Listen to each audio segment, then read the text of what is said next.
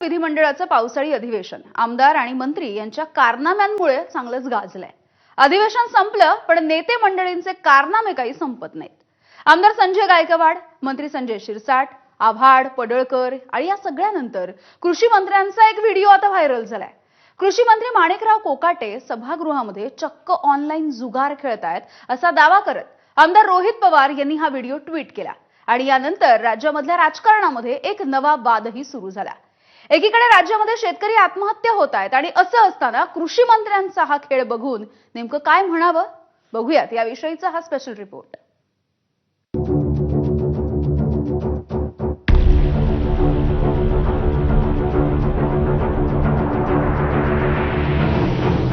हातात Samsung Galaxy fold सारखा लाखभराचा mobile आणि या महागड्या मोबाईलच्या मोठ्या स्क्रीनवर एका दुर्री तिर्री करण्यात मग्न असलेली ही व्यक्ती आहे माणिकराव कोकाटे, म्हणजेच महाराष्ट्राचे आदरणीय कृषी मंत्री।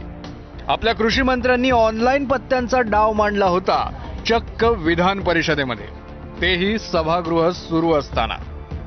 कुणीतरी प्रेक्षक गॅलरीतून माणिकराव कोकाटेंना मोबाईलवर खेळताना मोबाईलच्याच कॅमेरामध्ये कैद केलं आणि शरद पवारांच्या राष्ट्रवादीच्या रोहित पवारांनी हा व्हिडिओ व्हायरल करत अजितदादांच्या राष्ट्रवादीला खडे बोल सुनावले, तर भाजपला चिमटे गाठले आहेत। रोहित पवारांनी ट्विट करून काय म्हटलंय ते पहा। #जंगली रमी पे आ जाओ ना महाराज। सत्तेतल्या राष्ट्रवादीला भाजपला विचारल्याशिवाय काहीच करता येत नाही। राज्यात रोज 8 शेतकरी आत्महत्या करत असतानाही काही कामच नसल्यानं कृषी मंत्र्यांवर रमी खेळण्याची वेळ येत असावी। रस्ता भरकटलेल्या मंत्र्यांना सरकारला कभी गरीब किसानों के खेती पर भी आओ ना महाराज हे आर्त हाक ऐकू येईल का? #कधी शेतीवर या महाराज। खेळ थांबवा, कर्जमाफी द्या। रोहित पवारांच्या आरोपांना उत्तर देण्यासाठी कृषी मंत्री माणिकराव कोकाटे माध्यमांना सामोरे गेले। रमीची जाहिरात स्किप करत असताना व्हिडिओ काढण्यात आल्याचा दावा कोकाटेंनी केलाय। दिवसाला 8 शेतकरी जर आत्महत्या करत असतील आणि अनेक लोक आज अडचणीत असताना सुद्धा तुम्ही जर सिरियसनेस दाखवत नसताल, जिथे विधिमंडळामध्ये कायदे बनवायची तुम्हाला संधी दिली, तुम्ही मंत्री आहात, तुम्ही खऱ्या अर्थाने सकारात्मक निर्णय घेण्याची भूमिका सातत्याने तिथे घेतली पाहिजे, ते न घेता तुम्ही काय खेळताय तर पत्त्याचं घे आणि रम्मी खेळत असाल, हे म्हणजे लोक स्वीकारणार नाहीत आणि आम्ही सुद्धा हे खपून घेणार नाही। काढला असेल तर काढू द्या, काही दुमत नाही, परंतु खालच्या हाऊसमध्ये काय सुरू आहे हे याच्या यूट्यूबवर पाहण्यासाठी मी या ठिकाणी मोबाईल हातात घेतला, मोबाईल उघडला आणि जे त्याच्यावरती डाउनलोड झालेला गेम होता तो गेम मी स्काईप करत होतो। स्काईप करताना ते तिथं कोणतरी व्हिडिओ काढला असेल कदाचित, काय सांगता येत नाही। आता स्किप केलेला व्हिडिओ का दाखवला जात नाही असा प्रश्न कोकाटेंनी उपस्थित केला, तर रोहित पवारांनी पूर्ण पिक्चर दाखवण्याचा इशारा दिलाय। त्याने 18 सेकंद दाखवलाय, त्याने जर आणखी पुढे दाखवला असता तर तो स्किप केलेला त्यांनी दाखवला असतं ना, पण त्यांना ते दाखवायचं नाही आणि ते विरोधी पक्षाने दाखवणारच नाही। बरं, ते काही वैयक्तिकरित्या फक्त माझ्याशी चर्चा करताय, कधी माझ्या कपड्यावर बोलताय, कधी माझ्या मोबाईलवर बोलताय, कधी माझ्या गाडीवर बोलताय, हे उगीच स्वतःची करमणूक करण्यासाठी आणि लोकांना बदनाम करण्यासाठी हा त्यांचा प्रयत्न आहे। पण तशाने काय होत नाही, अशा प्रयत्नाने काही जनता या ठिकाणी त्यांच्या याला बळी पडणार नाही, हे मला कल्पना आहे। मला असं कळालं ते प्रेस कॉन्फरन्स घेतात, एकदा प्रेस कॉन्फरन्स घेऊ द्या, की मी जो टाकलाय तो फक्त ट्रेलर आहे, अख्खा व्हिडिओ माझ्याकडे आहे, ते काय बोलतात त्याच्याकडे माझं सुद्धा आणि महाराष्ट्राचं लक्ष राहणार। वादग्रस्त वक्तव्य करून स्वतःबरोबरच पक्षाला अडचणीत आणायचं आणि नंतर सारवासारव करायची। कृषी मंत्री झाल्यापासून माणिकराव कोकाटेंनी यात खंड पडू दिलेला नाही।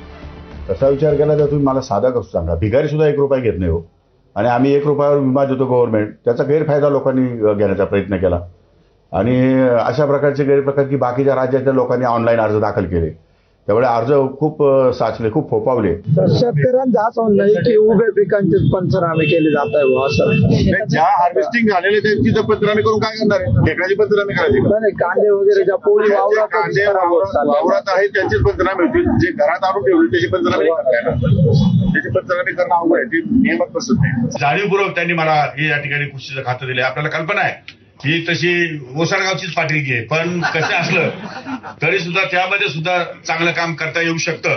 हा पण एक आपल्याला हे पण एक उदाहरण आपल्याला महाराष्ट्रामध्ये द्यायचंय। क्रॉपला पैसे आहेत, शेततळ्याला पैसे आहेत, सगळ्याला पैसे आहेत, भांडवली गुंतवणूक कोण करतं? सरकार। शेतकरी करतं का? शेतकरी म्हणतो विम्याचे पैसे पाहिजे, याचे पैसे पाहिजे, मग साखरपुडे करा, मग लग्न करा. एखाद्या शेतकऱ्याला 2-5 हजार रुपये भाव कांद्याला मिळाला म्हणजे बाकीचे गावातले सर्व शेतकरी कांदेच करत सुटतात. आपण चुकीचा संदेश. त्यामुळे आपल्याला किती कांदा करायला मर्यादा की नाही, दुप्पट का तिप्पट. तुम्ही जर 50 पट कांदा करायला लागले तर 50 पट केल्यावरती भाव पडणारच आहे.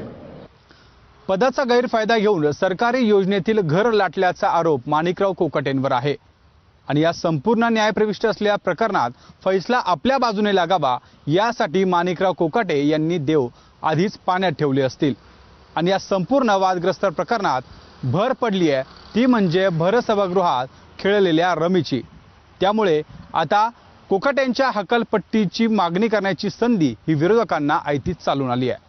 मुझे विश्वास नहीं हो रहा है कि जिस महाराष्ट्र में हम छोटे बड़े जो किसान हमारा अन्नदाता है उसके जो मंत्री है वो गेमिंग खेल रहे हैं, रम्मी खेल रहे हैं असेंबली में.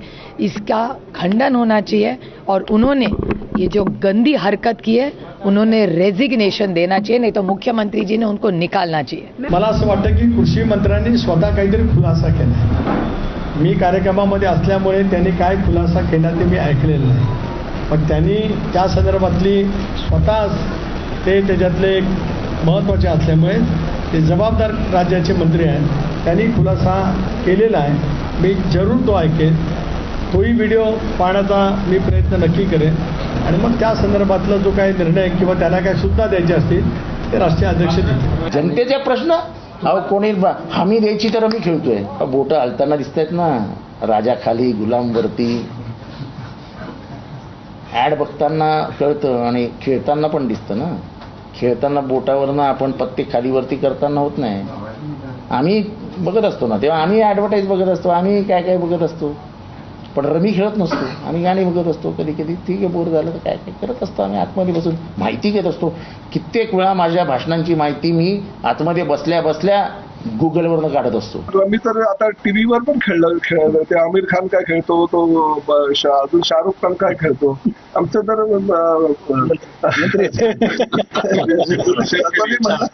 परंतु रम्मी आता खेळला जातो, चांगला खेळ म्हणून असं टीव्हीवाल्यांना वाटत असेल. ठाकरेंच्या शिवसेनेचे खासदार संजय राऊतांनी तर माणिकराव कोकाटेंबरोबरच 4 मंत्र्यांबाबत मोठी भविष्यवाणी केली आहे. कोणी कोणाचे व्हिडिओ पैशाच्या पेट्यांबरोबर येतात, बॅगांबरोबर येतात, कोणी रमी खेळताय, कोणी आमदार निवासात मारामाऱ्या करताय, कोणी आमदार विधानभवनात मारामाऱ्या करताय. ही महाराष्ट्राची परिस्थिती आहे. अमित शहानी 4 ते 5 मंत्र्यांना वगळण्याच्या संदर्भातल्या सूचना मुख्यमंत्र्यांना केलेल्या आहेत. एकनाथ शिंदे यांनाही केलेल्या आहेत त्यांच्या मंत्र्यांसंदर्भात. आणि राष्ट्रवादी काँग्रेसचे जी काही नावं आहेत त्याच्यामध्ये संबंधित कृषी मंत्र्यांचं नाव असल्याची माझी पक्की माहिती आहे. कोकाटेंप्रमाणेच याआधी वेगवेगळ्या राज्यांच्या सभागृहात मोबाईलवर नको ते चाळे करताना मंत्री आणि आमदार टिपले गेले. त्यामुळे अनेक राज्यांनी सभागृहात मोबाईलसाठी नो एंट्री जाहीर केली आहे. आपण निवडून दिलेल्या लोकप्रतिनिधींना पुन्हा एकदा त्यांच्या जबाबदारीची आठवण करून द्यायची गरज निर्माण झाली आहे. कारण अधिवेशनाचा बहुतांश वेळ हा जनतेच्या प्रश्नांपेक्षा राजकीय आखाड्यावरच खर्च होतोय. आता तुम्ही ऐकून घ्या, अरे ऐका ना, तुम्ही ऐकून घ्या, खाली बसा. आता काय यंदा तर अधिवेशनाचा शब्दशः आखाडा झालेला पाहून महाराष्ट्र ओशाळला.